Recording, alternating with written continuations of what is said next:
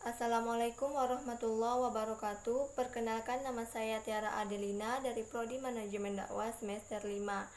Baiklah, di video kali ini saya akan menjelaskan isi proposal saya dari bab 1, bab 2, dan bab 3. Video ini saya buat untuk memenuhi tugas di mata kuliah Metodologi Penelitian Sosial yang dibimbing oleh Bapak Abu Hurairah. Baik, kita masuk bab 1. Di sini saya mengambil judul Upaya Membentuk Sikap Religiusitas Remaja melalui kegiatan sholawat di Desa Tululata, Kecamatan Bengkalis. Masa remaja adalah masa peralihan dari masa kanak-kanak ke masa dewasa.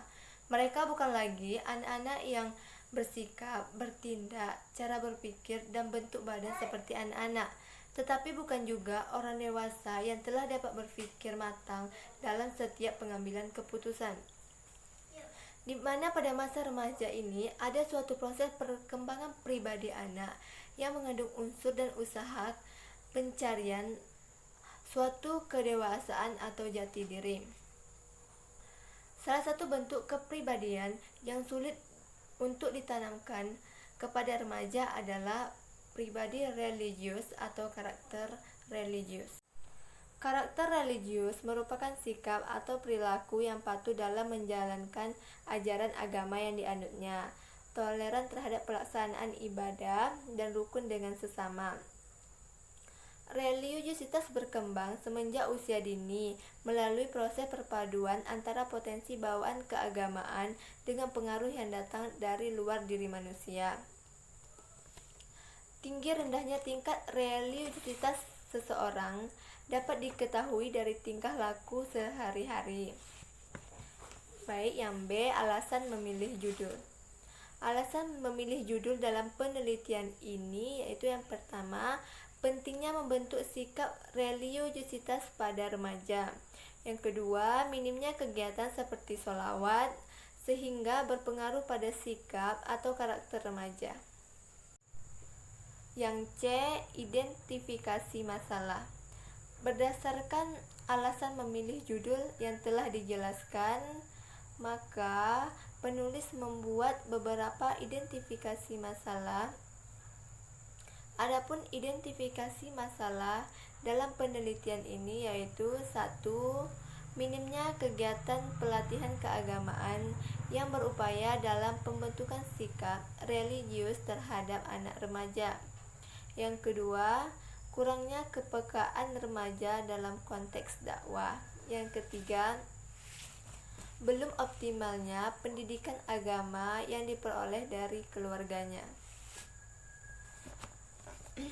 Yang D, batasan masalah. Dari identifikasi masalah yang telah dijelaskan, maka batasan masalah pada penelitian ini yakni berpusat pada upaya membentuk sikap religiusitas remaja melalui kegiatan sholawat di Desa Tululata, Kecamatan Bengkalis. Yang E, rumusan masalah. Berdasarkan batasan masalah yang telah dijelaskan, maka rumusan masalah dalam penelitian ini yaitu bagaimana upaya pembentukan sikap religiusitas remaja yang dilakukan melalui kegiatan sholawat di Desa Tululata, Kecamatan Bengkalis. Yang F, tujuan penelitian. Berdasarkan rumusan masalah yang telah dijelaskan, maka tujuan dari penelitian ini yaitu untuk mengetahui dan mendeskripsikan tentang bagaimana membentuk sikap religiusitas remaja di Desa Tululata melalui kegiatan sholawat. Yang G, manfaat penelitian. Berdasarkan permasalahan yang telah dijelaskan, maka hasil dari penelitian ini diharapkan dapat memberikan daya guna dan manfaat. Manfaat bisa dilihat secara teoritis dan praktis.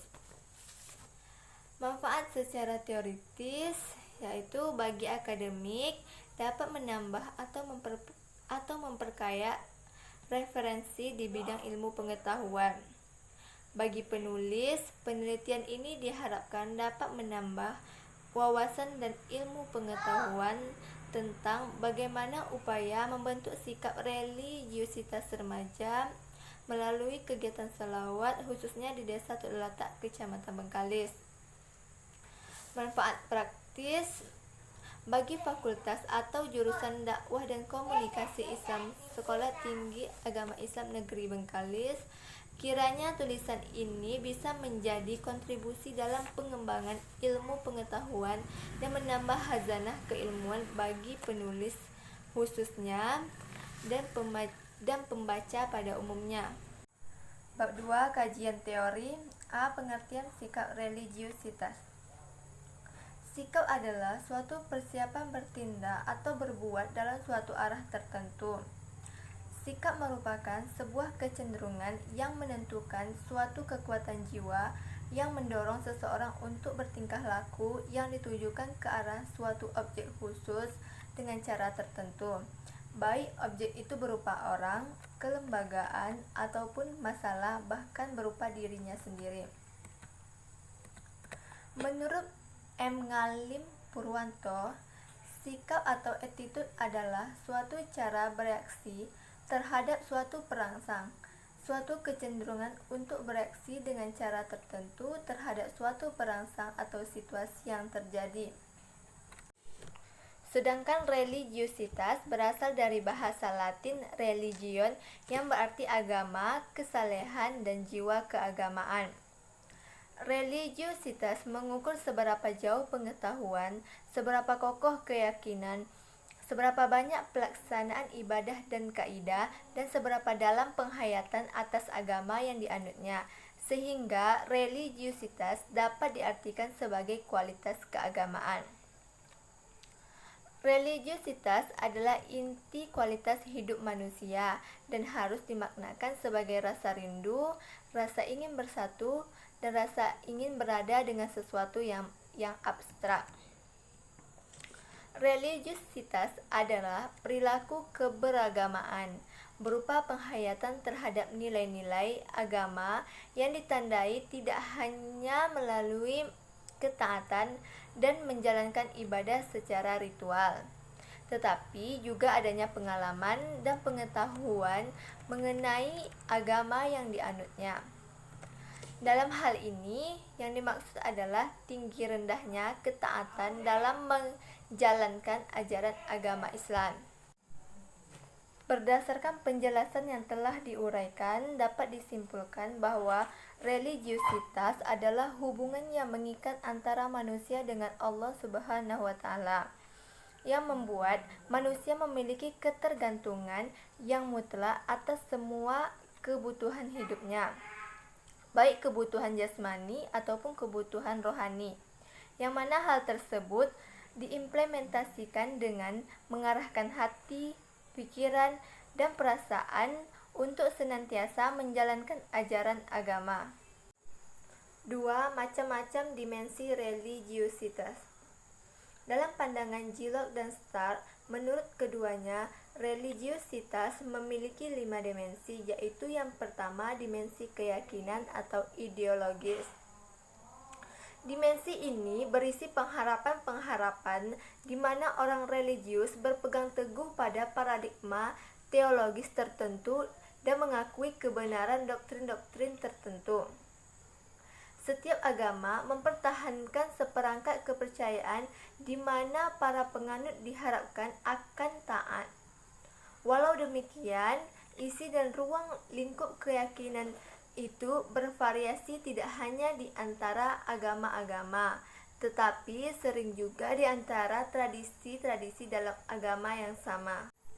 Yang kedua, dimensi praktik agama atau ritualistik. Dimensi ini mencakup perilaku pemujaan, ketaatan, dan hal-hal yang dilakukan orang untuk menunjukkan komitmen terhadap agama yang dianutnya. Praktik ini terdiri dari 2 kelas, yaitu ritual dan ketaatan. Yang ketiga, dimensi pengalaman atau eksperiensial. Dimensi ini menyertai keyakinan, pengalaman, dan peribadatan. Dimensi ini mengukur seberapa dalam kedekatan seorang muslim merasakan dan mengalami perasaan dan pengalaman-pengalaman religius, seperti perasaan dekat dengan Allah, perasaan doanya sering terkabul, perasaan bahagia karena masih disayang oleh Allah, perasaan bersyukur kepada Allah, dan perasaan mendapat peringatan ataupun pertolongan dari Allah. Yang keempat, dimensi pengetahuan agama atau intelektual. Dimensi ini mengacu pada harapan bahwa orang-orang yang beragama paling tidak memiliki sejumlah pengetahuan minimal mengenai dasar-dasar keyakinan, ritus-ritus, kitab suci, dan tradisi-tradisi. Yang kelima, dimensi pengamalan dan konsekuensi. Dimensi ini mengacu pada identifikasi dari akibat-akibat keagamaan, praktik, pengamalan, dan pengetahuan seseorang dari hari ke hari. Kelima dimensi ini menurut Gillock dan Stark merupakan faktor yang menentukan religiusitas para penganut agama. Jelasnya, dalam pandangan keduanya bahwa religiusitas terkemas dalam bentuk sistem. Komponen-komponennya berupa keyakinan agama, praktik agama, pengalaman agama, dan pengetahuan agama, serta pengamalan agama. Kelima komponen ini menentukan dalam membentuk religiusitas. 3. Membentuk sikap religiusitas. Islam menyuruh umatnya untuk beragama atau berislam secara menyeluruh atau secara kafah, sebagaimana terdapat dalam Al-Quran Surah Al-Baqarah ayat 208. Menurut Ibnu Katsir dalam menerangkan ayat ini, yakni perintah dari Allah Subhanahu wa taala bagi hamba-hambanya yang mukmin agar menjalankan syariat Islam secara utuh, segala yang diperintahkan serta meninggalkan segala yang dilarang. Dalam hal ini, orang beriman diminta untuk memasukkan dirinya secara total ke dalam Islam secara menyeluruh, sehingga semua kegiatannya selalu berada dalam koridor kedamaian. Dari keterangan ayat tersebut dapat disimpulkan bahwa ayat ini menuntut setiap yang beriman agar melaksanakan semua ajaran Islam. Janganlah mengamalkan sebagian saja dan menolak serta mengabaikan ajaran yang lainnya. Setiap muslim, baik dalam berpikir, bersikap, maupun bertindak, diperintahkan untuk berreligiusitas. Dalam melakukan aktivitas ekonomi, sosial, politik, atau aktivitas apapun, muslim diperintahkan untuk melakukannya dalam rangka beribadah kepada Allah. Dimanapun dan dalam keadaan apapun, setiap muslim hendaknya berreligiusitas. Konsep religiusitas versi Gillock dan Stark adalah rumusan brilian. Konsep tersebut mencoba melihat keberagamaan seseorang bukan hanya dari satu atau dua dimensi, tapi mencoba memperhatikan segala dimensi. Keberagamaan dalam Islam bukan hanya diwujudkan dalam bentuk ibadah ritual saja, tapi juga menyeluruh.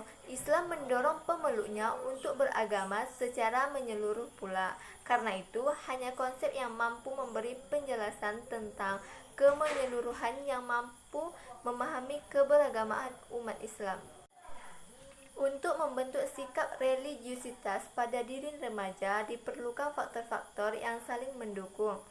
Di antaranya yaitu faktor intern dan faktor ekstern, di mana keduanya harus saling beriringan satu sama lain. Kemudian, pembentukan religiusitas harus dilakukan secara multidimensi, yang diharapkan muncul dari keberagamaan multidimensi itu adalah seperti yang telah dijelaskan tadi, yakni keyakinan tiap individu yang tidak menipu Tuhannya, bahwa Tuhannya selalu melihatnya di mana dan kapan saja ia berada. Itulah ciri manusia religius sejati. Pembentukan sikap tidak terjadi dengan sendirinya atau terjadi begitu saja. Seseorang akan menampakkan sikapnya dikarenakan adanya pengaruh dari luar atau lingkungan. Manusia tidak dilahirkan dengan kelengkapan sikap, akan tetapi sikap-sikap itu lahir dan berkembang bersama dengan pengalaman yang diperolehnya. Jadi, sikap bisa berkembang sebagaimana terjadi pada pola tingkah laku yang bersifat mental dan emosi lainnya. sebagai bentuk reaksi individu terhadap lingkungannya. Terbentuknya sikap melalui bermacam-macam cara, antara lain yang pertama melalui pengalaman yang berulang-ulang. Pembentukan sikap pada umumnya terjadi melalui pengalaman sejak kecil. Sikap anak terhadap agama dibentuk pertama kali di rumah melalui pengalaman yang didapatkan dari orang tua. Yang kedua, melalui imitasi. Peniruan dapat terjadi tanpa disengaja, dapat pula dengan sengaja. Yang ketiga, melalui sugesti. Seseorang membentuk suatu sikap terhadap objek tanpa suatu alasan dan pemikiran yang jelas, tapi semata-mata karena pengaruh yang datang dari seseorang atau sesuatu yang mempunyai wibawa dalam pandangannya. Yang keempat, melalui identifikasi. Di sini, seseorang meniru orang lain atau suatu organisasi tertentu didasari suatu keterikatan emosional sifatnya. Yang B, tinjauan tentang upaya membentuk sikap religiusitas melalui kegiatan sholawat. Sholawat adalah rahmat yang sempurna, kesempurnaan atas rahmat bagi kekasihnya. Disebut sebagai rahmat yang sempurna karena tidak diciptakan sholawat kecuali hanya pada Nabi Muhammad SAW. Sholawat adalah doa yang ditujukan pada Rasulullah SAW sebagai bukti rasa cinta dan hormat kita kepadanya, yaitu umatnya. Ia juga doa dari para malaikat. Bahkan Allah Subhanahu wa Ta'ala memerintahkan malaikat untuk mendoakan mereka yang bersolawat, sebagaimana yang terkandung dalam firman-Nya surat Al-Ahzab ayat 56. Sholawat adalah jalinan hembusan Rasulullah SAW kepada Allah Subhanahu wa Ta'ala dan rasa terima kasih kita pada Rasulullah SAW. Semakin banyak kita bersolawat, semakin bertambah cinta kita kepadanya, dan Allah Subhanahu wa Ta'ala pun akan mencintai kita. Menurut Zakiyah Darajat, ketentuan mengenai apa yang disebut sikap religiusitas adalah lebih abstrak lagi daripada kedewasaan rohaniah. Pendidikan Islam harus mampu menciptakan manusia religius yang berilmu pengetahuan tinggi, di mana iman dan takwanya menjadi pengendali dalam penerapan dan pengamalannya dalam masyarakat manusia. Dapat dipahami bahwa religiusitas merupakan manusia yang mempunyai kepribadian religius yang diartikan sebagai identitas yang dimiliki seseorang sebagai ciri khas dari keseluruhan tingkah laku baik yang ditampilkan dalam tingkah laku secara lahiriah maupun sikap batinnya. Pendidikan Islam di lembaga pendidikan bagaimanapun akan memberi pengaruh bagi pembentukan jiwa religiusitas pada remaja. Namun, besar kecilnya pengaruh dimaksud sangat tergantung berbagai faktor yang dapat memotivasi remaja untuk memahami nilai-nilai religius. Sebab pendidikan Islam pada hakikatnya merupakan pendidikan nilai. Oleh karena itu, pendidikan Islam lebih dititik beratkan pada bagaimana membentuk kebiasaan yang selaras dengan tuntunan agama, seperti contoh melalui kegiatan sholawat. Melalui kegiatan sholawat, maka akan timbul sikap atau jiwa religiusitas pada remaja, yaitu menumbuhkan rasa cinta dan hormat kita pada Rasulullah SAW. Semakin banyak kita bersolawat, semakin bertambah cinta kita kepadanya, dan Allah Subhanahu wa Ta'ala pun akan mencintai kita. C. Penelitian yang relevan. Penelitian ini relevan dengan penelitian yang sebelumnya, yang dituliskan oleh Haris Budi Santoso tahun 2012 dengan judul Upaya Guru PAI dalam membentuk sikap religiusitas siswa kelas 9 jurusan PAI di MAN Temanggung. Yang D. Konsep operasional. Konsep operasional adalah konsep yang digunakan untuk memberi batasan terhadap konsep teoritis untuk menyelesaikan masalah di lapangan. Hal ini perlu supaya tidak terjadi salah pengertian dalam memahami pengertian ini. Oleh karena itu, penulis akan memberikan gambaran secara khusus dari kerangka teori yang telah dijelaskan. Yang pertama, dalam pandangan Gillock dan Stark, menurut keduanya, religiusitas memiliki 5 dimensi, yaitu dimensi keyakinan, dimensi praktik agama, dimensi pengalaman, dimensi pengetahuan agama, dan dimensi pengamalan. Yang kedua, untuk membentuk sikap religiusitas pada diri remaja diperlukan faktor-faktor yang saling beriringan satu sama lain, yaitu faktor intern dan ekstern, di mana keduanya saling mendukung. Bab 3. Metodologi penelitian. Yang A. Waktu dan lokasi penelitian. Lokasi penelitian mengenai upaya membentuk sikap religiusitas remaja melalui kegiatan sholawat di Desa Teluk Latak, Kecamatan Bengkalis. Ini dilakukan di Desa Teluk Latak, Kecamatan Bengkalis. Yang B. Subjek dan objek penelitian. Pertama, subjek penelitian. Subjek merupakan suatu bahasan yang sering dilihat pada suatu penelitian. Manusia, benda, lembaga, organisasi yang sifat keadaannya akan diteliti adalah sesuatu yang di dalam dirinya melekat atau terkandung objek penelitian. Dalam penelitian ini, yang menjadi subjek adalah remaja Desa Teluk Latak, Kecamatan Bengkalis. Yang C. Populasi dan sampel. Populasi adalah wilayah generalisasi yang terdiri atas objek atau subjek yang mempunyai kualitas dan karakteristik tertentu yang ditetapkan oleh peneliti untuk dipelajari dan kemudian ditarik kesimpulan. Populasi dalam penelitian ini berjumlah 4 orang, yakni pembimbing dalam kegiatan sholawat yang terdiri dari ketua, wakil ketua, sekretaris, dan bendahara.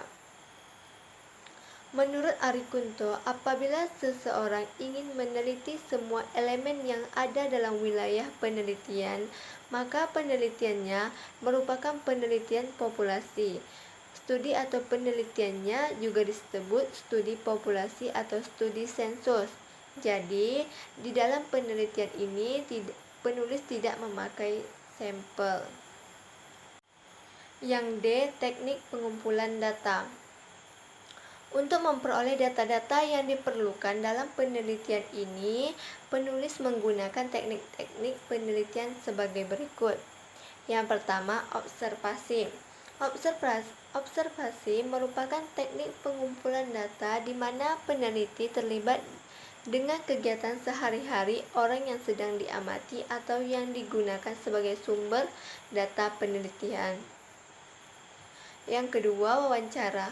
Menurut Edsberg, di dalam Sugiono 2017 mendefinisikan wawancara adalah merupakan pertemuan dua orang untuk bertukar informasi dan ide melalui tanya jawab, sehingga dapat dikonstruksikan makna dalam suatu topik tertentu. 3. Dokumentasi. Dokumentasi adalah pengumpulan data di mana peneliti mencari data mengenai hal-hal atau variabel berupa catatan, transkrip, buku, surat kabar, majalah, prasasti, notulen rapat, lengger, agenda, dan sebagainya. Dokumentasi juga bisa berbentuk gambar atau karya monumental dari seseorang, seperti foto, gambar hidup, sketsa, patung, film, dan lain-lain. Yang E. Teknik analisis data. Dalam penelitian, setelah data terkumpul, maka data tersebut dianalisis untuk mendapatkan konklusi. Bentuk-bentuk dalam teknik analisis data sebagai berikut. Yang pertama, metode analisis deskriptif, yaitu usaha untuk mengumpulkan dan menyusun suatu data, kemudian dilakukan analisis terhadap data tersebut.